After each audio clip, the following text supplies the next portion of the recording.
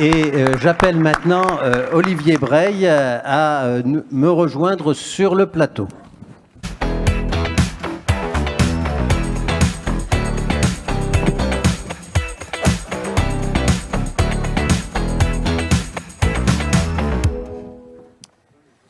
Alors, bonjour Olivier Breil. Donc, c'était une question d'échauffement tout à l'heure, vous avez posé, effectivement.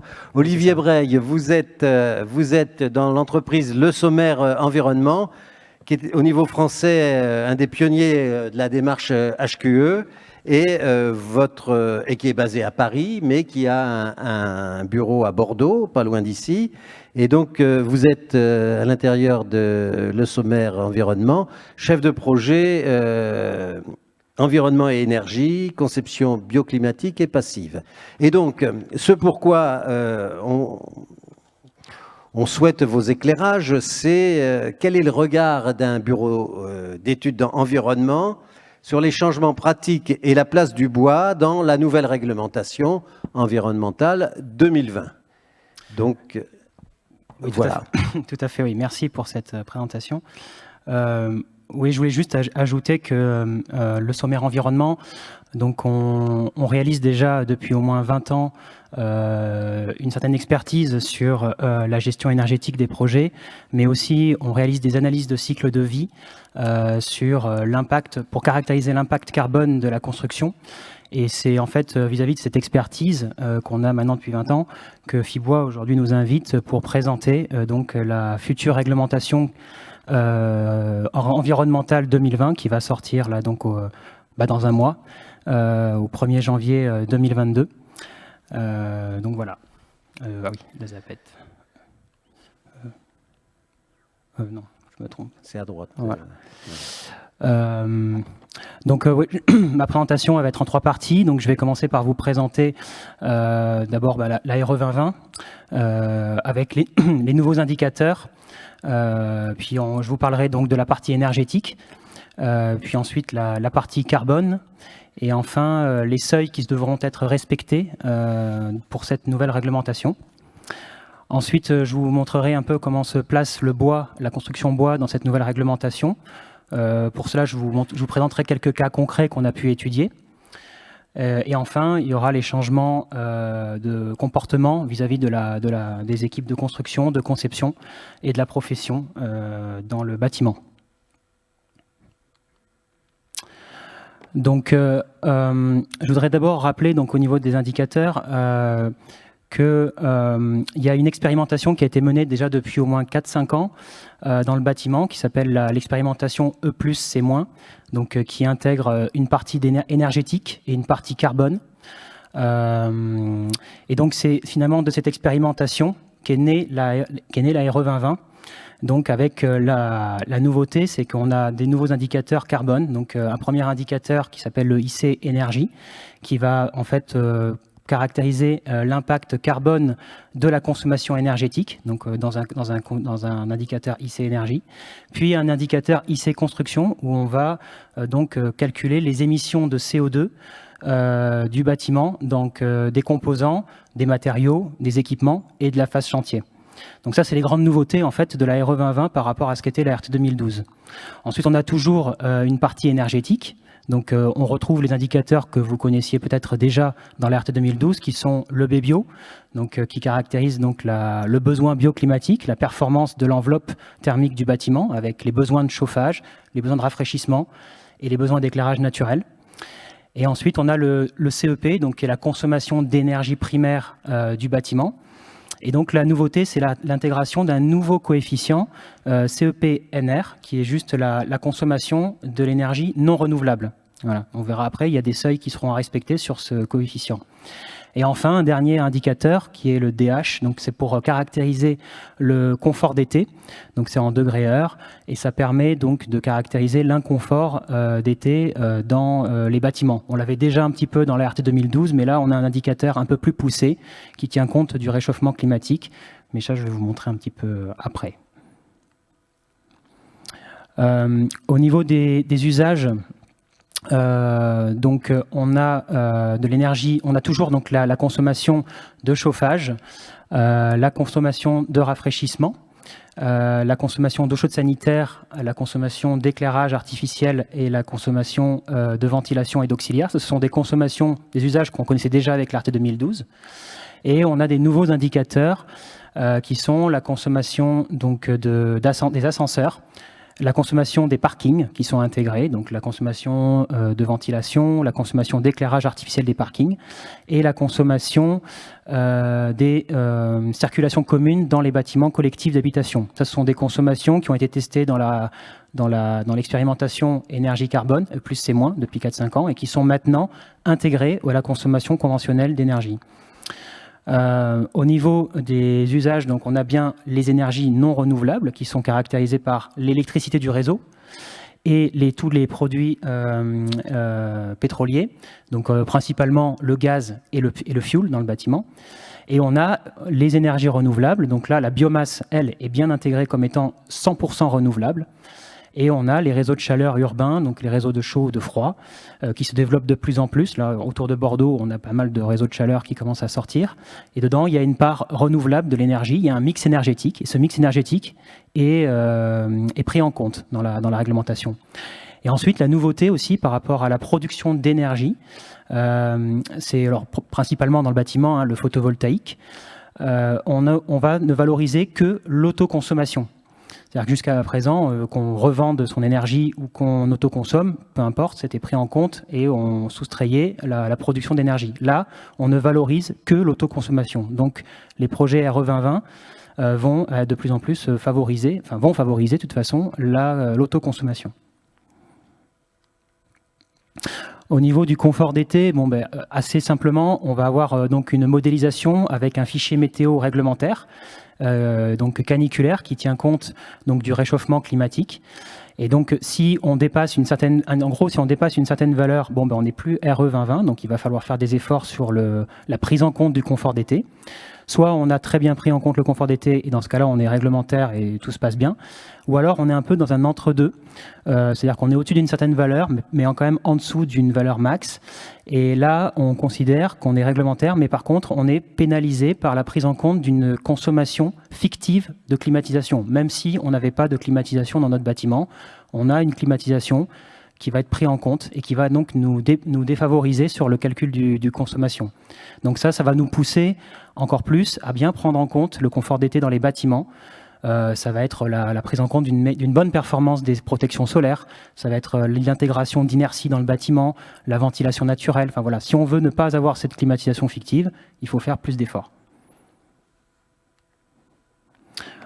Au niveau des indicateurs énergétiques, là, la grande nouveauté par rapport à la RT 2012, c'est que le CEP donc de l'électricité est réduite de 10%. C'est-à-dire que jusqu'à présent, peut-être que vous aviez en tête que l'énergie primaire de l'électricité, c'était 2,58. C'est-à-dire qu'il faut consommer en amont 2,58 kWh pour avoir finalement que 1 kWh à l'arrivée. Dans sa facture. Donc là, il y a une prise en compte du mix énergétique français qui va considérer qu'on va avoir de plus en plus d'énergie renouvelable dans son mix énergétique. Et donc, il y a une réduction de 10% de cette énergie primaire. En gros, ça va favoriser la prise en compte de la consommation d'électricité. Pour ce qui est du bois, comme il est pris en entièrement renouvelable, on a un coefficient d'énergie primaire égal à 0. Donc ça va énormément favoriser sur le coefficient non renouvelable. Si on a de la biomasse dans les projets de consommation, on est grandement favorisé. Et après, pour le reste, ça reste après assez identique par rapport à ce qu'il y avait dans RT 2012. Alors sur la prise en compte de l'impact carbone, donc là je suis toujours sur l'énergie, de la même manière, il y a une réduction aussi de la prise en compte du poids carbone de l'électricité de chauffage. Pareil, de la même manière, c'est le mix énergétique français, c'est une évolution du mix énergétique qui est pris en compte. Et au lieu d'être sur 210 grammes de CO2 par kilowattheure, comme c'était le cas jusqu'à présent, là cette fois-ci c'est 79 grammes. Donc il y a une baisse de 63%. De l'impact carbone de l'électricité. Donc ça va fortement aussi favoriser les projets électriques. Et bon, la biomasse n'est pas en reste, puisqu'on a quand même des très bons facteurs sur la biomasse. Quand on utilise du chauffage bois, on émet entre 25 et 30 grammes de CO2, donc quand même 2 fois moins que l'électricité. Donc c'est quand même très avantageux. Et comme vous pouvez le voir sur la diapo, au niveau du gaz naturel et du fuel, on est beaucoup plus élevé. On est 3-4 fois plus de CO2 avec du fuel et du gaz qu'avec de l'électricité ou du bois. Donc on comprend bien tout de suite que sur des projets RE 2020, on a grandement intérêt à utiliser donc soit de la biomasse, encore mieux, soit de l'électricité, et abandonner donc le fuel et le gaz. Au niveau de la prise en compte de l'impact carbone de la construction, donc ça c'est pour caractériser la construction, on va réaliser des analyses de cycle de vie. Donc là, le but, c'est d'analyser sur 50 ans de cycle de vie du bâtiment. Donc comment on fait? On a des logiciels, ce qu'on appelle un logiciel ACV, analyse de cycle de vie. D'un côté, on a des données de projet, donc des mètres, on a des surfaces de mètres carrés de matériaux, des mètres cubes, des mètres linéaires de poutres. Enfin, on rentre tous les matériaux avec ces données. Et chacun de ces matériaux est relié à une donnée environnementale. Et donc cette donnée environnementale, on va la retrouver dans ce qu'on appelle une FDES. Donc c'est une fiche de déclaration environnementale et sanitaire. Donc ça, si vous ne le connaissez pas encore, vous allez très vite le connaître, de la même manière qu'on connaît tous la résistance thermique d'un isolant. Pour caractériser le poids carbone d'un matériau dans le bâtiment, on va devoir avoir une FDES pour le déterminer. Donc à partir de cette FDES, on a donc la prise en compte de tout le processus de vie dans l'œuvre du matériau, l'extraction de la matière, la construction du matériau, la pose dans le bâtiment, puis la vie dans l'œuvre pendant 50 ans, et enfin la fin de vie. Et donc toutes ces émissions de CO2 sont calculées dans la FDES à partir des données de Métré et cette donnée environnementale. Le logiciel calcule finalement un potentiel de réchauffement climatique, donc les émissions de CO2 qu'on détermine par kilogramme de CO2 par mètre carré. Donc voilà, donc ça va permettre finalement de favoriser donc l'intégration du biosourcé. On va devoir évaluer l'empreinte carbone donc dans une analyse de cycle de vie. Je vous fais juste un petit focus aussi, parce que jusqu'à présent, on utilisait des méthodes d'analyse de cycle de vie statique. C'était juste le poids carbone sur 50 ans était calculé de la même manière. Là, dans la RE 2020, c'est quand même assez important, c'est-à-dire qu'on va raisonner sur une analyse de cycle de vie dynamique. C'est-à-dire qu'on considère que le poids carbone, il est préférable d'émettre du CO2 plus tard dans le temps que tout de suite. Donc il y a une courbe en fait un peu décroissante qui tient compte de cette pondération en fait. Donc tout ça pour dire que aujourd'hui le biosourcé, tous les matériaux biosourcés ou le bois, là où il émet le plus de carbone, c'est à la fin de sa vie. Parce qu'on a d'abord en premier du stockage carbone, donc parce ça vient du biosourcé, ça vient du bois, on stocke le carbone. Puis après, ça vit dans l'œuvre, et puis après, à la fin de vie, il y a la réémission du carbone. Et comme l'émission de carbone est fortement pondérée à la fin de sa vie, ben le poids carbone est mieux et va être favorisé sur le biosourcé. On le voit sur une ACV, là pour vous donner un exemple fictif, une ACV statique sur une poutre en bois, c'est 700 kg de CO2. Avec la CV dynamique, c'est plus 700 kg de CO2, c'est 400 kg. Voilà, c'est juste pour vous donner que le biosourcé est valorisé dans la CV dynamique. Et c'est ce que prend en compte la RE 2020. Donc au niveau des seuils, je ne vais pas trop rentrer dans les détails. On a bien sûr des seuils sur le besoin bioclimatique, on a des seuils sur la consommation d'énergie primaire, comme pour la RT 2012. On a bien sûr le CEP non renouvelable avec un nouveau seuil, des nouveaux seuils à atteindre. Donc là, on est plutôt avantagé lorsqu'on n'a que de la biomasse, par exemple, parce que le chauffage est pris à zéro. Donc on a atteint facilement le seuil de ce niveau de CEP NR, donc non renouvelable. Mais après, on a des seuils, bien sûr, sur l'impact carbone de l'énergie, mais aussi sur l'impact carbone de la construction et du chantier. Et ce qui est intéressant de voir, c'est que cet impact carbone, dans un premier temps, il y a des seuils pour 2022, donc dès le mois prochain, en tout cas pour les permis de construire qui seront déposés à partir de 2022.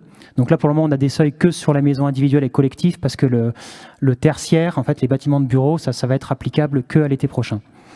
Et donc, ça va être dégressif, en fait, ces impacts. Donc 2022, on nous demande un effort dès 2022, puis après 2024, puis 2028, et enfin, on réduit encore en 2031. Pour vous donner un exemple concret, grosso modo, un bâtiment aujourd'hui, ce qu'il faut retenir, c'est qu'un bâtiment RT 2012 classique, c'est 1 tonne de CO2 par mètre carré.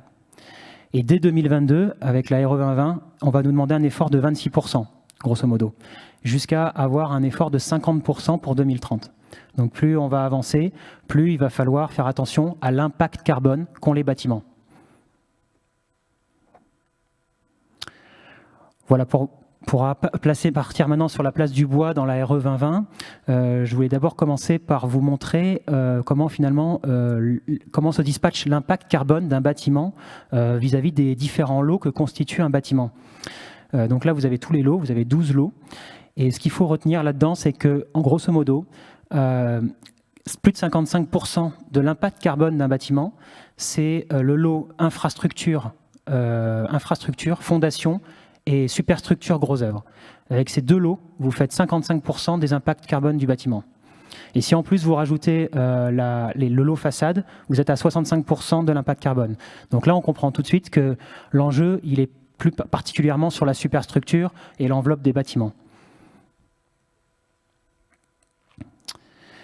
Donc là, dans le cadre de différentes études qu'on avait pu mener, on avait là ici comparé, pour vous montrer l'impact carbone d'une poutre en bois, de 7 mètres de long. Donc on avait comparé la poutre en lamellé collé, la poutre en béton ou la poutre en acier. Et donc là, ce qu'on retient, c'est que sur l'analyse complète du cycle de vie, donc en émissions de CO2 sur 50 ans, la poutre en bois lamellé collé, elle émet 5 à 6 fois moins de CO2 qu'une poutre, la même poutre, en bois ou en béton. Sur un autre exemple, on avait regardé un petit peu les matériaux, donc là les isolants, d'une manière générale, on avait étudié une dizaine d'isolants sur un projet. On avait besoin de regarder l'impact carbone de ces isolants.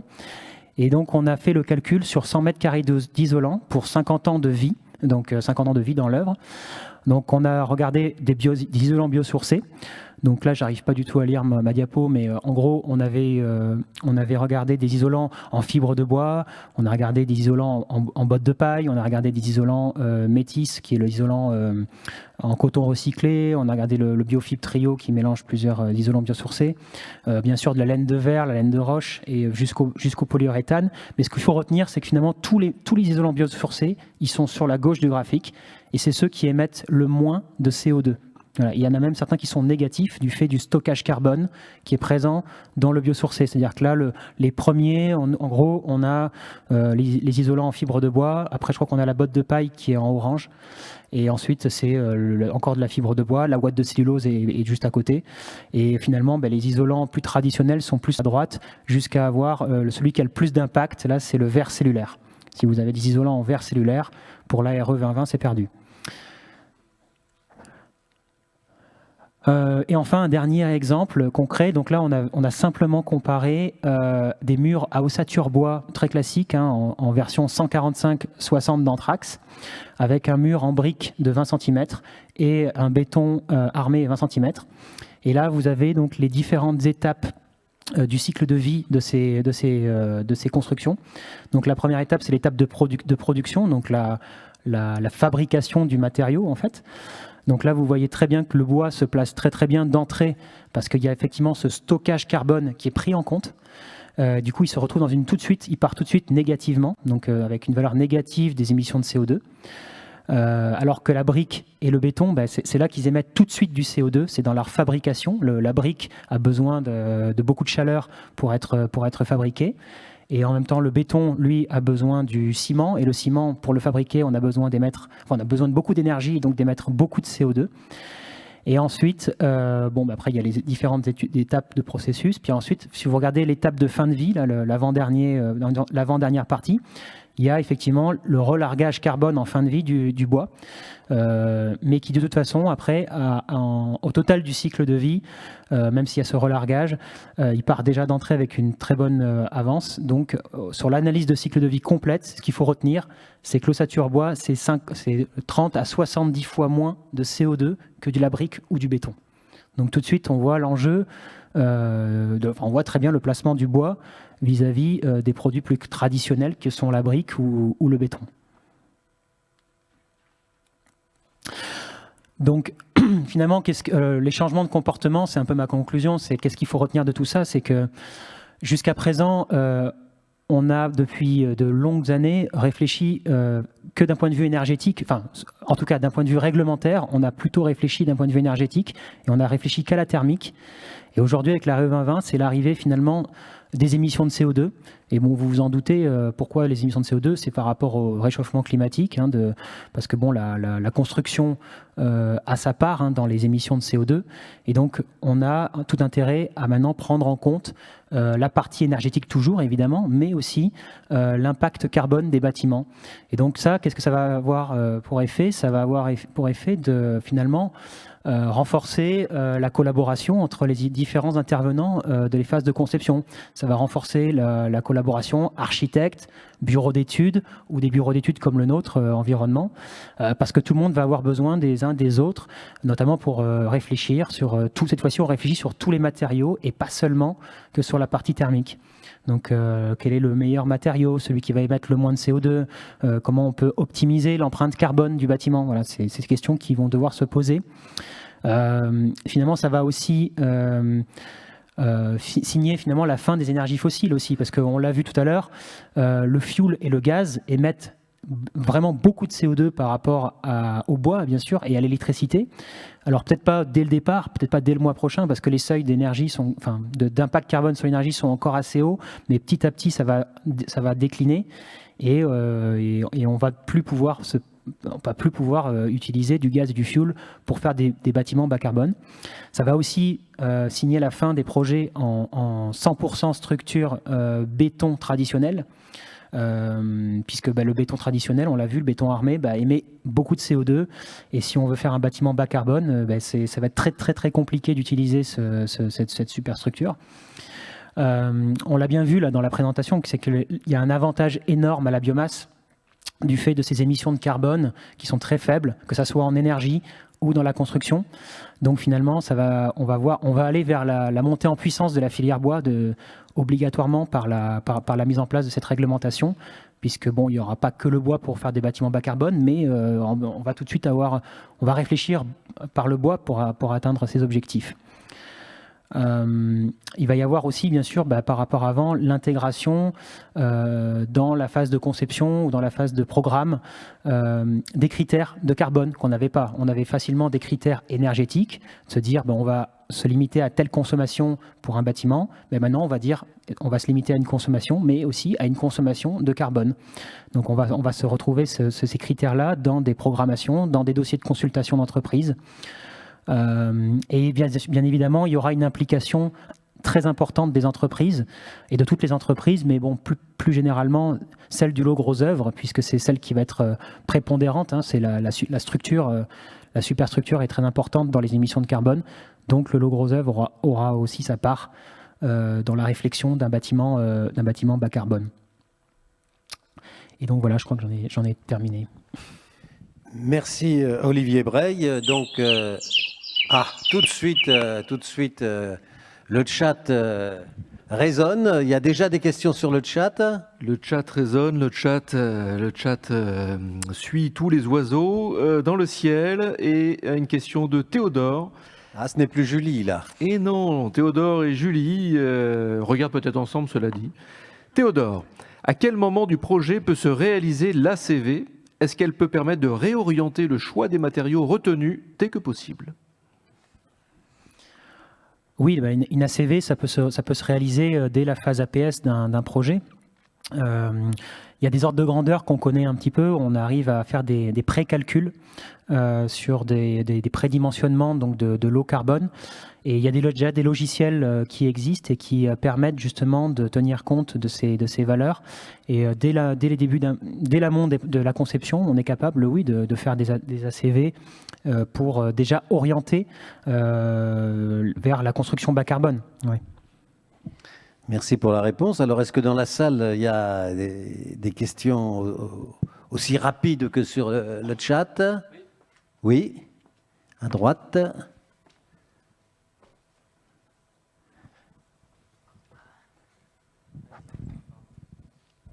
Merci. Bonjour, Julien, SIC Habitat Ecoaction. Par rapport à la question qui a été posée, j'ai l'impression que vous n'avez pas répondu complètement à la question, notamment si on pouvait changer durant l'analyse justement du cycle de vie des matériaux. Voilà, c'est ma question. Oui, on peut toujours les changer. Après, cette analyse de cycle de vie, finalement, elle est assez vivante. Hein. On l'a fait déjà dans les premières phases, mais après, on la refait de toute façon dans les phases ultérieures. Et en fait, on raisonne par lot. Et ensuite, ça nous permet d'avoir plusieurs possibilités aussi. Hein.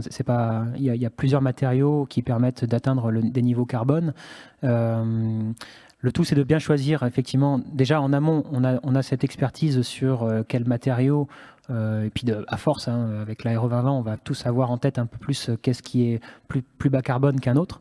Mais oui, on peut faire évoluer en tout cas les matériaux durant un projet et choisir en fonction des équivalences hein, aussi en émissions de CO2. Mais j'allais continuer la question en disant, est-ce qu'on n'a quand même pas intérêt à faire cette analyse de cycle de vie des matériaux le plus tôt possible dans un projet ? Oui, c'est sûr que oui, bien sûr, il faut absolument pouvoir verrouiller le côté, la caractéristique bas carbone des bâtiments, justement Bon, après, la difficulté, c'est sûr que on imagine bien que dès le premier coup de crayon, on a besoin pour ça, de toute façon, dans une analyse de cycle de vie.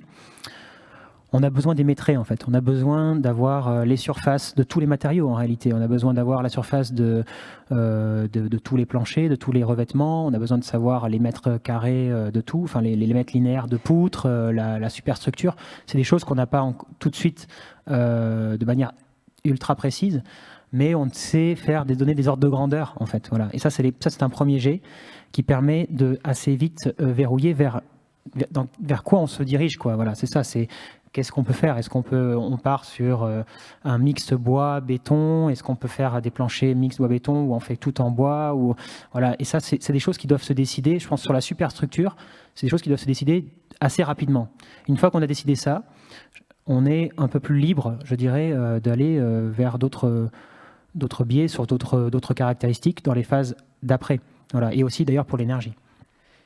J'ai deux questions là. Je suis là devant. Est-ce qu'Olivier Breil a répondu complètement à la question là je veux m'en assurer. C'était la vôtre. C'est à vous de dire. Est-ce que vous êtes satisfait de la réponse ? Ah oui, par rapport à ça, oui, mais la précédente, oui. Excusez-moi. C'est bon ? Oui. Allez, j'ai deux questions. Une première ici. Oui, bonjour, Christian Fanguin-Bois-PE. À quelle étape tout ça s'est figé ? Est-ce que c'est le permis de construire qui fige les choix du projet ? Ou est-ce que le permis, une fois déposé et accepté, est-ce qu'on peut encore modifier ? Ah oui, on peut complètement modifier. Hein. En fait, au permis de construire, il va falloir, de la même manière qu'avec l'ART 2012, on s'engageait sur un B-bio, donc à besoin bioclimatique. Là, il faudra s'engager, je présume, c'est pas encore sorti cette fiche, mais je présume qu'il va falloir s'engager sur le fait qu'on respecte les seuils carbone, que ce soit en énergie ou que ce soit dans la construction. Donc, il y a quand même tout intérêt que dès le permis de construire, on sache un peu où on va, en fait. Et justement, il y a aujourd'hui des logiciels qui existent, et après des accompagnements avec des bureaux d'études spécialisés, qui permettent déjà de figer, en tout cas de se diriger dans la bonne direction au niveau de la superstructure, je le redis, hein, mais après, bien sûr qu'on est libre de refaire évoluer ça. Le tout, c'est qu'à la fin, on respecte les seuils et les engagements carbone qui sont fixés par la réglementation. Oui, une autre question. Oui, en termes de coût d'ingénierie, cette analyse de cycle de vie, est-ce qu'il vaut mieux l'attribuer à la maîtrise d'œuvre ou à la maîtrise d'ouvrage, un peu comme font les bureaux de contrôle ? Je pense qu'on a quand même tout intérêt à l'attribuer à la maîtrise d'œuvre. Voilà, c'est quand même la conception, c'est eux qui connaissent le projet, qui vont déterminer tout ça. Donc effectivement, oui, c'est un travail supplémentaire, hein, ça c'est sûr. Il y a un impact en plus, c'est-à-dire qu'il y a de l'énergie qui était jusqu'à présent là, et ça existe toujours. Bon, maintenant on le maîtrise déjà beaucoup mieux.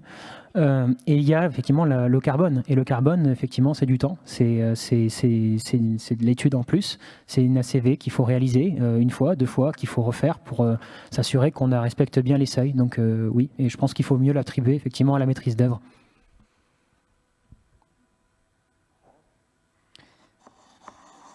Une autre question à gauche.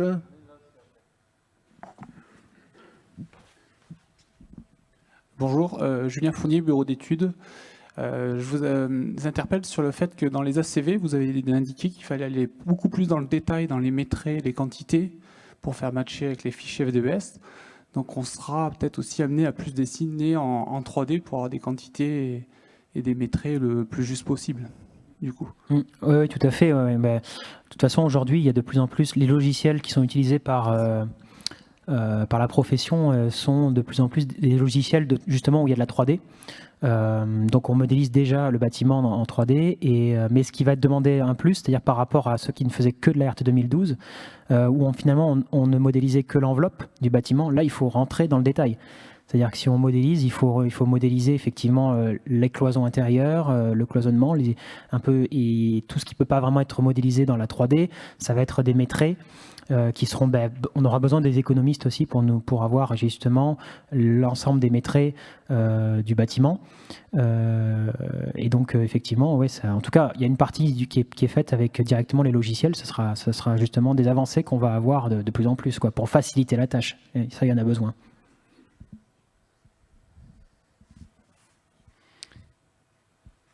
J'ai une question ici.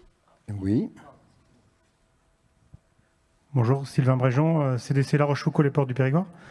Là, on est dans la prévision du projet et dans la construction du projet et la finalité. Ce contrôle-là, de l'exactitude de ce qui a été projeté, c'est au-dessus des bureaux d'études ou c'est des phases complémentaires? Dans quel cadre elles vont être menées?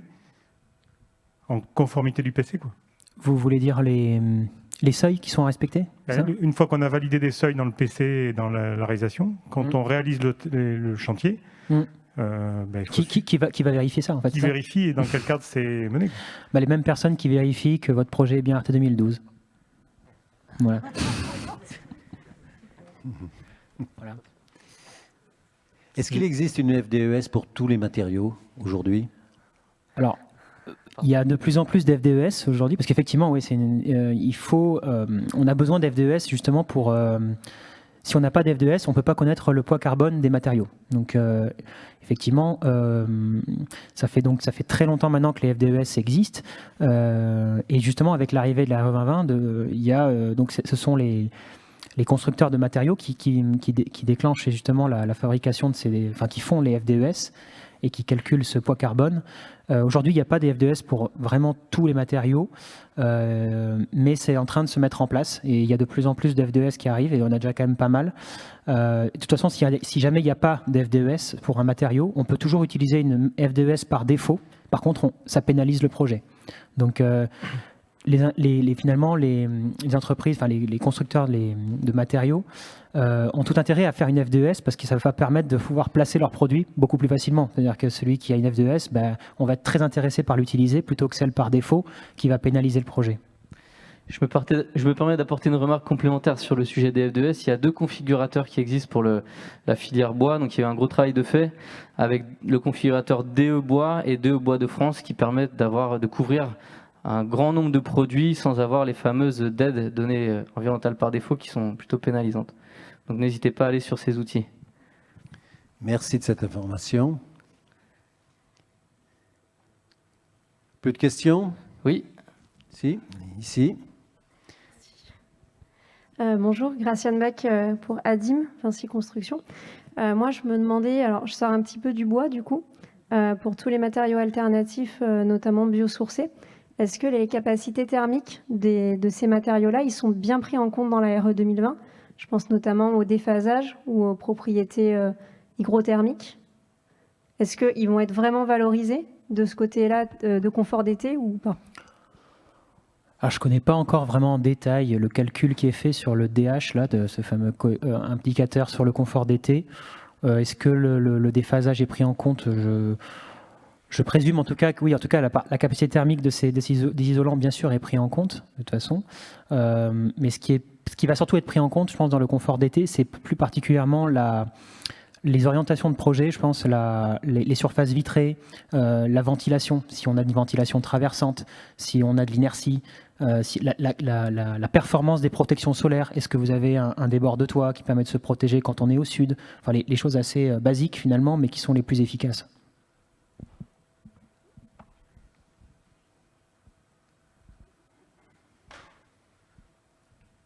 On n'a plus de questions, je ne vois pas de bras se lever. C'est une thématique nouvelle et je suppose que effectivement ça va donner lieu dans les mois et années qui viennent à beaucoup de débats, d'informations. Ah oui, c'est sûr. Oui. Voilà. Mais c'est très important effectivement qu'on en prenne connaissance le plus tôt possible. Là, oui, c'est sûr que là, il faut maintenant, il faut y aller, quoi. C'est-à-dire que l'impact carbone a été un peu trop longtemps finalement oublié des projets, et c'est de plus en plus vrai avec toutes les questions qui arrivent sur le réchauffement climatique. Et voilà, et aujourd'hui, il ne faut plus avoir cette réflexion seulement énergétique. Voilà, on l'a bien compris, et il faut aller sur maintenant le bas carbone, quoi. Donc, il faut aujourd'hui, maintenant, quand vous partez sur un projet, on se pose la question de est-ce que ce matériau, quel est son impact en fait. Voilà, quand vous faites des choix, se poser et se dire attendez, voilà, quels sont les FDES, combien de CO2 ça émet, quel est l'impact sur mon projet en fait. Hein, donc c'est effectivement ce que va impulser la RE 2020. Voilà. Ce qui n'empêche pas de. Enfin, ça c'est réglementaire. Après, on pouvait très bien le faire largement avant, mais maintenant on est un peu, on est pris d'un point de vue réglementaire. Quoi. Il faut y aller. Quoi. Il faut y aller. Donc merci Olivier Breil, et je pense qu'on peut l'applaudir.